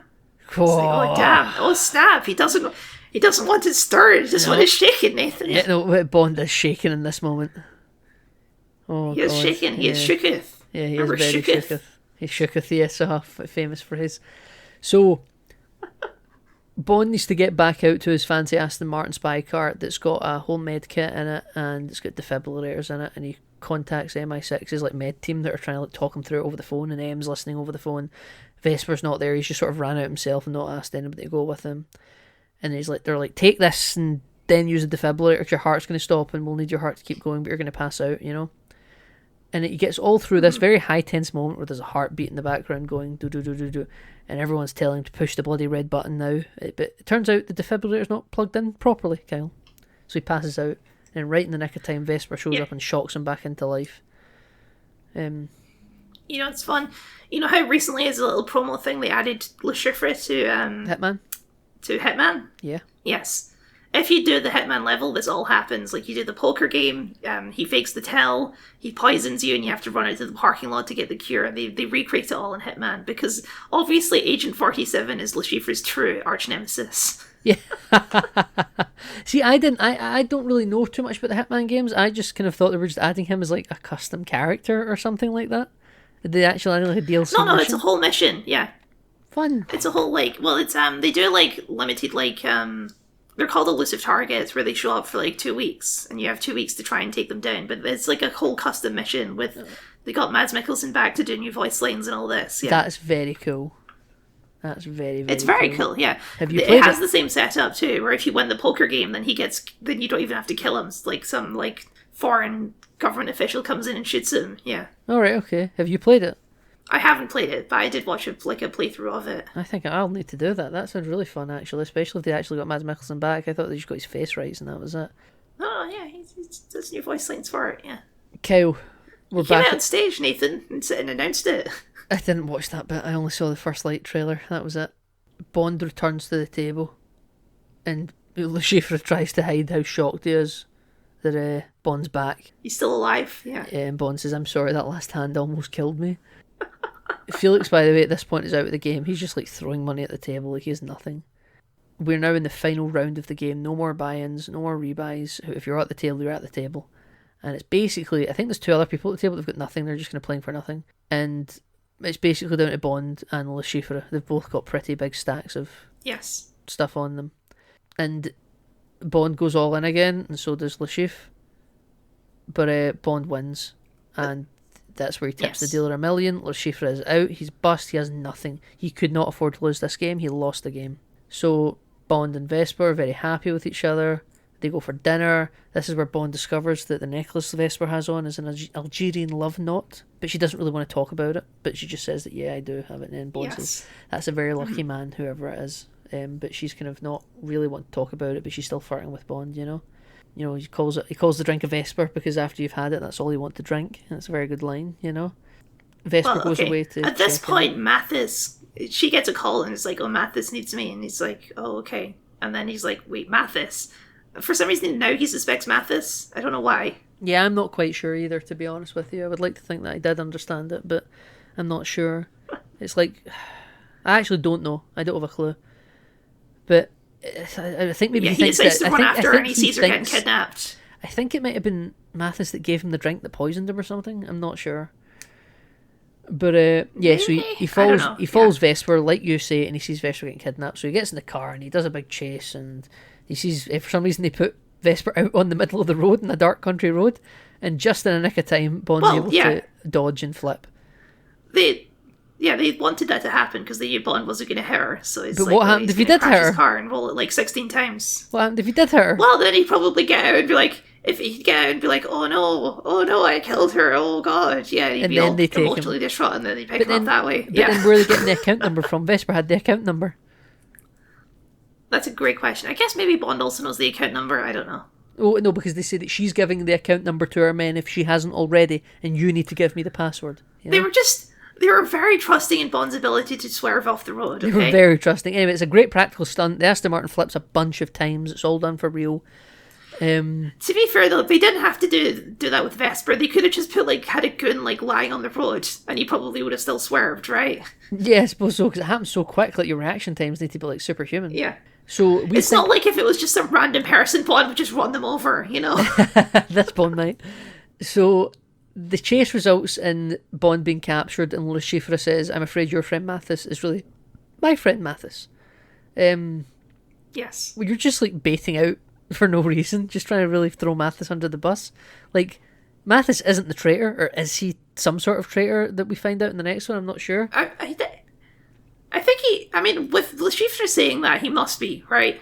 Yeah, otherwise how why would else know? would he? Like, Le Chiffre has no reason to lie at this point, yeah. Yeah, I suppose so. Or unless he's trying to cover for Vesper. I don't know, because if he found out that Vesper was actually the traitor, like, Bond would never give up anything, you know? I guess he never did, but Bond doesn't, Le Chiffre doesn't know that he won't I yet. guess so. So, I mean, this does bring us into what I think is probably like one of the most famous scenes in the movie, the ball torture scene. yeah, Bond gets stripped naked and they cut out the seat of a chair with just his wooden frame left and its back on it. Bond's sitting there naked, tied up. Uh-huh. Le Chiffre's got a rope with a knot in the end of it and just starts smacking Bond underneath the chair and the balls. And Bond just is screaming, won't give up anything. I think it is a good one because Le Chiffre is like, oh, they always have these elaborate torture setups, and it's clearly like a reference to previous Bond movies where they have like, laser tables and all this shit. Yeah, that's exactly what it's in reference to. Yeah. Like, no, we don't need. What was it like in was it The World of Not Enough, where they have like the thing where you turn a wheel and it shoves like the thing into the back of your neck? Yeah, that was The World's Not Enough. Yeah. It's just a good old chair and rope situation, Kel, that's going on here, and then Bond says that he's got a little scratch on his balls, actually, if you could please etch it by hitting him. And then he starts laughing. And he says, get your sense. You're a funny man, Mr. Bond. And Bond says, now the whole world's going to know that you died scratching my balls. Nathan, how many lights are there? Oh, yeah, it really is. He's Picarding this torturer. He really is Picarding this torturer. Yeah, there are 4 lights and all the rest of it. So, Vesper's in the other room screaming, and that's really the only part where you see Bond start to show some weakness. But he's like, come on, give me the number and I'll let her live. I'll at least let her live, you know? Like, there's no need for her to die, but you need to tell me it right now. And then just after he gets knocked over, you hear some shooting from the other room, and then Mr. White comes in, and he's got a silencer on his gun. Yes. Mr. White from the start of the film, and Le Chiffre assures him he'll get the money. He's in the middle of getting the money right now. And Mr. White says, money isn't as valuable to our organisation as knowing who to trust. That's an ominous seed for future planting. And remember, at this point in the franchise, they didn't have the rights to the Spectre organisation, so they're building up something but not Spectre, right? Keep in mind, at this point, they're building up something that is not Spectre. Keep that in mind. That's crucial for future films, right? Yeah. And then he just shoots Le Chiffre in the head. So F. Le Chiffre. What a great villain. I loved him. It's so wild that the film's not done yet and that's the villain dead. Oh yeah, there's like a full of half an hour left of this movie. Yeah. Bond wakes up in hospital. He's kind of semi-awake. He sees Vesper and Mathis and just says, no, not Mathis, and passes out. And then a little time skip jumps for some sort of unknown window. And I think this is Lake Como. This is where Anakin and Padme get married. It's a lovely place. It's a really, if you're going to pick somewhere to recover from being tortured, this is the place to go. Well, I mean, Lake Como in the north of Italy is famously a gorgeous place. That's why George Lucas used it. And I'm sure this is the exact same place. This is meant to be Naboo, Kyle. Bond is recovering on Naboo. It's an interesting time skip because, like, Bond and Vesper are just kind of in a relationship now. Kind of. Well, I mean, in terms of, like, the mission's over. She doesn't need to be there anymore. She's just there now. She's there now to watch him recover. I guess she must have had some sort of recovery period to do after she was probably a little bit violently assaulted. I suppose. Or was she? If she was a double agent, maybe she was just faking screaming. Yeah, you're right. So she's there for Bond, and she wakes up Bond. She's like, I can't resist waking you, because every time you wake up, it's like you haven't seen me in 1,000 years, and it rejuvenates her and all the rest of it. And then Yes. he says that he's got no armour stripped away. Anything that's left of him is hers, you know. Le Chiffre is asking him in private about who could have, why the hell did Mr. White, whoever Mr. White is, they don't know that yet, why did he let the two of them live, you know? And then he goes, I don't know, it's very strange. And then he kind of says, maybe. Well, there is a very weird line in here which she gets serious for a moment because, you know, there was the threat of him losing his genitals. Yeah. And she's like, you know, I'd still value you if I was left with your smile and your little finger. And he says, well, that's because you know what I can do with my little finger. It's like, okay. Bond. Sure, man. Does she know that, though? They haven't done anything sexual yet, apart from maybe, I can kill a man. Also, he can absolutely kill someone with his little finger, I'm sure, yeah. Mm-hmm. I'm sure. Mathis at this point is stunned with a taser and just removed from the environment because, Bond's alive and suspicious and gets him gone. We're really in uncharted waters here because, in a traditional Bond movie, the movie would be over now. Yeah. And we're like, why is the movie not over yet? Why is the movie not over yet? How is there still so much movie left? So Bond basically is now in love with Vesper and they kind of are just willing to run away together, but she's the one that needs to get an honest job because Bond wouldn't know what an honest job is. And he sends his resignation to MI6 on what Nathan is trusty Sony file. Kyle, the Swiss banker shows up. We didn't speak about him. He's such a happy, innocent man. Oh, yes. And Bond makes a wee joke that he didn't bring any chocolates with him, and the banker laughs like a big belly laugh, and Bond has this little funny smirk on his face, like he's really happy with himself that he made a funny joke. He's really self-proud. Swiss chocolate, Nathan. It's very clever. Yeah. And the account password, by the way, was Vesper, which is what made Vesper safe. All that was left of you is your smile and your little finger. You'd still be more of a man than anyone I've ever met. That kind of deal, you know. So Bond and Vesper run away together, and we're now in Venice in this private yacht, and this is where Bond sends his resignation email to M. Now, the last official MI6 email Bond sent prior to this email was a stationary request to david.dean@thenet.com.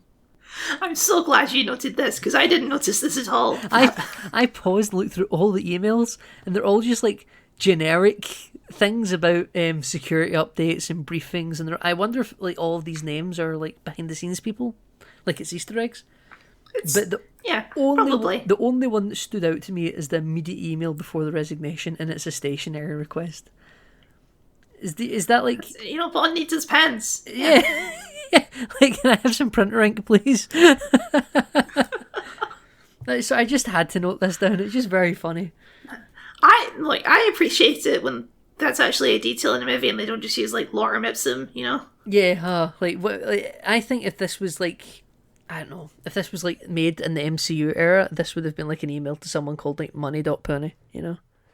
So Nathan, they're on this paradise adventure. They've got their stationery all sorted. Yeah. But there's trouble in paradise, Nathan. They're in Venice, by the way. We should point that out. They are in Venice, and they've got not only have they got a little private boat, they've got this massive fucking steering wheel on this ship. This is some fucking Pirates of the Caribbean stuff. I tell you what, Nathan, this boat is unlikely to turn into a car and drive across the square. I agree. St. Mark's Square is not about to be graced by a Bond gadget car boat. But they don't see a man in a coffin with a bunch of knives, Nathan. They instead see a man with only one sunglass lens. Yes, a creepy man with one sunglass. He just looks like he's out for a stroll, and then he it's almost by complete chance he sees Vesper, and he's evil slayer. Vesper just sort of shakes it off. This is that's the end of it. It's a weird affectation. This is never explained. It's just he only has one sunglass lens, and I guess he's missing an eye, and it's an eye patch thing. Yeah, I think that's what this is. Yeah, so you can wear glasses with only one eye. Vesper and Bond are rolling around in bed after this, being a couple of young sorts, and she needs to go. She gets a text from her boss. It's apparently you can't ignore your employer though, and she's back in 1 month, which implies that she's not going to be resigning from the Treasury, at least openly to Bond. I guess not. No. I mean, it's a respectable position, I guess. I don't know. Yeah, I suppose. So she gets all her stuff together and heads to the bank to withdraw funds because she wants to pay for her half of this globetrotting adventure they're about to go on as well. And he's being sent to get supplies, and we'll meet back here in half an hour. But she leaves her phone, and after she's left, Bond checks it and says, meet. Well, no, first he gets a call from M. Because M calls him up and is like, well, okay, Bond, I got your letter. We'll get to that in a bit. But first of all, where's the money? Yeah, where's the money, Bond? There's a lovely man here from the Treasury wondering why you haven't deposited the winnings yet. I love that though, because she's like she doesn't really take his resignation seriously. She's like, okay, well, we're gonna talk about this fucking resignation of yours. She may as well put in quotation marks. Yeah, completely unsold, yeah. And then Bond picks up Vesper's phone. Yeah, you're right. And then he's like, okay, well, I'm sure that it's been a mistake. It'll get done right now.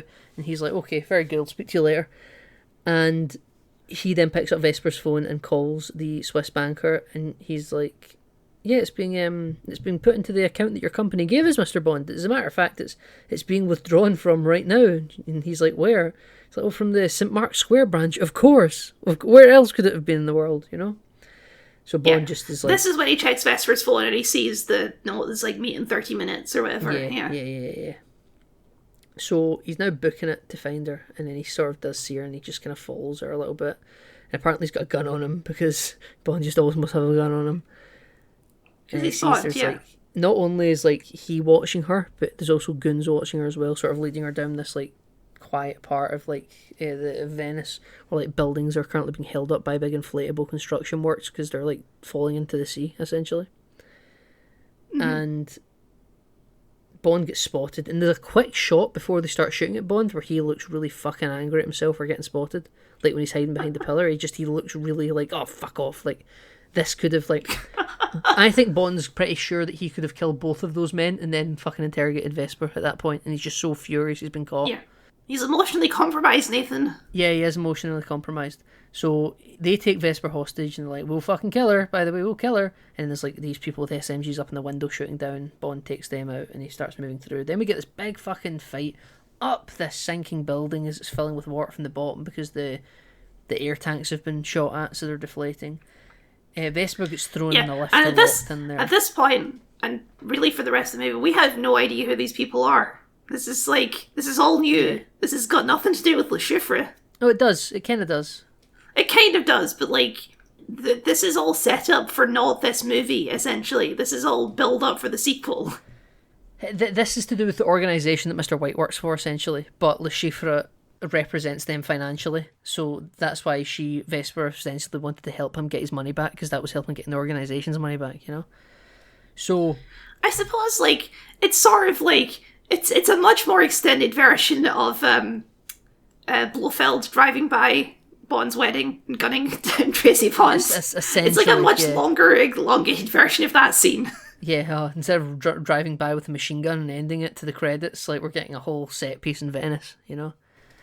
Yes. And this ends up essentially with the building completely sinking, Bond basically killing the main guy with the single lens sunglasses with a nail gun.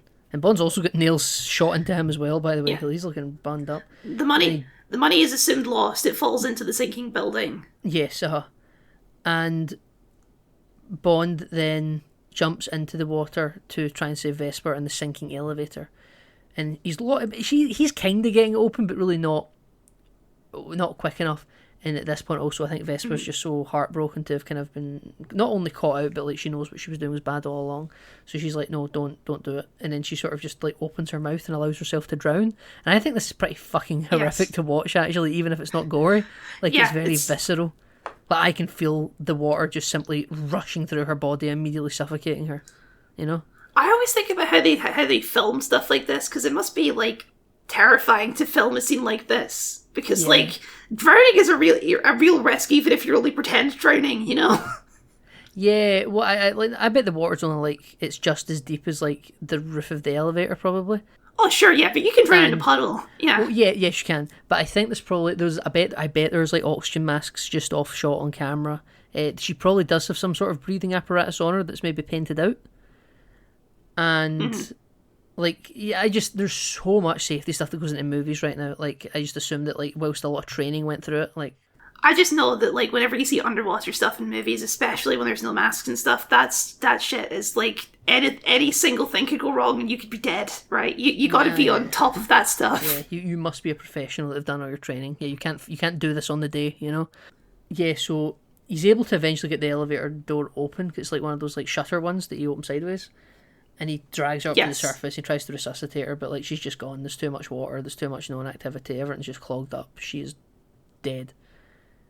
And then from watching on afar is Mr. White holding the briefcase assumed lost. Don't know how he got that back, but he did. I don't know how the fuck he got it, but yes, he does have it. And then he just sort of looks with a little kind of lingering grin, I suppose you could say. Might not even be a grin, just a serious look, and he just walks away. F. Vesperland. We don't really know what the fuck you were up to at this point. We'll find out in a moment when we get back onto M, but at this point we're so confused. Vesper apparently had a French Algerian boyfriend, hence the Algerian love knot necklace that she was wearing. By the way, before she died, she took it off and Bond noticed, and then she said sometimes it's fine to forget the past. Because I actually kind of think that she was about to just forget the boyfriend and just move on with her life. But then So M mentions to her that Le Chiffre had captured her boyfriend and was blackmailing her to get him back alive. And probably when they were both captured by Le Chiffre, she made a deal to guarantee both of their lives, which is why only he was left alive with Mr. White. And like she would get the winnings money and just transfer it direct, which is why he didn't care when he shot Le Chiffre, because he knew he already had Vesper in his pocket that was going to get the money.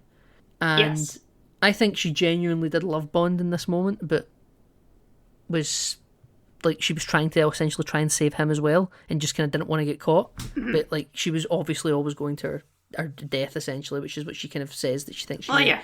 She left her phone deliberately. Also, as M Em points out, she left her phone so that so that Bond would find it. Yeah, and Bond does check his private text messages on his own phone, because back then you weren't glued to your phone all the time. It's a thing you need to actively go through the process of doing.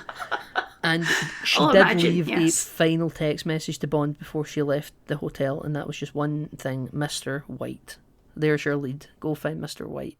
Unhelpful, I would say. It's a very common name. Very common name. But what M does say is something that I think is so stupid, is sometimes we're too busy looking at our enemies we forget to look at our friends, which is the exact same fucking thing that happened with Miranda Frost. This is literally your job. This is 2 movies in a row now. You've had fucking someone working on one of your teams that's been compromised. I would say maybe 3 times in a row if we count The World Is Not Enough. Electric King. Electric King wasn't on staff though. She wasn't on staff, but she wasn't like M's trusted circle. Watching this movie, it's crazy to say that was 3 movies ago. That just feels like it was 40 years Isn't ago. it, Josh? Yeah. You remember Dr. Christmas Jones? Yeah. 3 movies ago, Christmas Jones. Remember Bullion and Valentin Zakovsky? Do you remember Renard? I do. Yeah. God, Judy, you've been around. You've had 3 failed spy compromised women in your midst. But yeah, Bond is like trying to pretend that he's all heartless. He's like, oh, why should I care? Why do I need more time off? The bitch is dead, is what he says. Yeah, job's done, the bitch is dead. I kind of think M prefers Bond this way because she says, oh, you've learned your lesson. Well, I mean, after he says the bitch is dead thing, though, she's like, okay, well, this is a bit much, Bond. Okay, let's calm down. Yeah, well, like, that's when she points out the phone thing.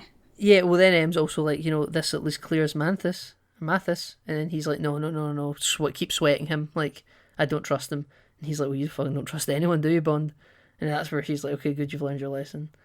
So, get back ASAP, Bond, we need you. You're back in action here, And he's like, right, okay, no worries. And then we cut to another part of Lake Como, which is Mr. White's private abode, I suppose. Uh-huh. And gets a phone call. He gets a phone call. He says, hello, Mr. White. And then he gets shot in the leg. And this, like, what's weird about this is that gunshot fucking echoes in the valley, right? Yeah, it sounds like a sniper shot, yeah. And then when, like, Bond, like, shows up to drag Mr. White up the doorsteps of his house because he's, like, crawling. It's a silenced SMG, yes. It's a silenced SMG, yeah. I love Bond's look here with, yeah. I was going to say, in real life, silencers don't actually make guns that much more silent, but in movies they do. They make it go like pew pew pew pew. Yeah, that's movie rules with silencers. Earlier in this very film, it does that. He has a silencer on when he's tracking down Vesper in Venice. So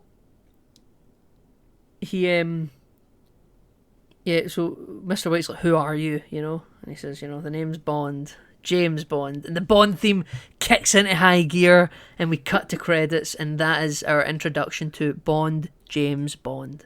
That's Casino Royale, Kyle.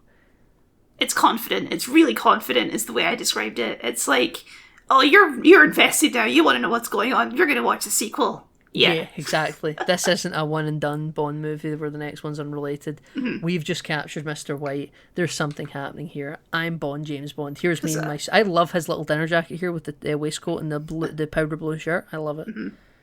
Love it, love it, love it. Because if I remember correctly, Quantum Solace begins like immediately after this, right? Like it's a direct follow-on. Immediately. This is the last Yes, Bond film so- that I think Tom Ford does the suits for, by the way.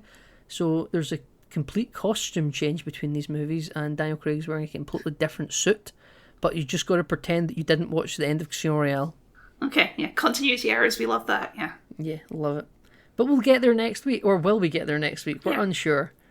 Kyle, listeners, I should say. Yeah, Something next week, me and Kelly are going to be in person with each other, and we haven't decided if we're going to do an IRL recording of this podcast yet or not. we'll You'll see if we find have out. the time. I have a Yeah. feeling we're not going to have the time, especially if Yeah. I have to edit it. Like, that's going Yeah. to be the whole thing. Yeah. So it's possible we're taking a week off, but Casino Royale, Kyle, what we saying? It's a good movie. It's an interesting movie because it's like, it's weirdly structured, this movie, where like, you defeat the final bad guy and then the movie keeps going. It's very, like, almost experimental. It's like Lord of the Rings. It's like it builds up tension though, because you're like, wait, why hasn't the movie ended yet? What's going to happen? Oh yeah, I see what you mean. It's not just like multiple different endings, it's multiple different like stake levels that are rising again. It's not all a downward like It's like, crescendo. if this was Pierce Brosnan, then like, yeah, Le Chiffre would be killed, and then we cut to Bond recovering in the hospital, and then the movie would end with him on top of a woman, like always, you know. But then the movie keeps going, and it's like, wait, what? I think if this had been Pierce Brosnan's film, it would have just simply ended with a happy ending with him and Vesper, and Mathis just would have been the traitor. And you wouldn't have had Vesper's villainy, and they would have had a happy ending together. Because I think this probably would have been Brosnan's last, maybe, just because this is such a high note. Like, why bother? Yeah. Also, at that point, he'd been doing it for about a decade, so... Yeah. Oh, right. So this would have been a good time to bow out.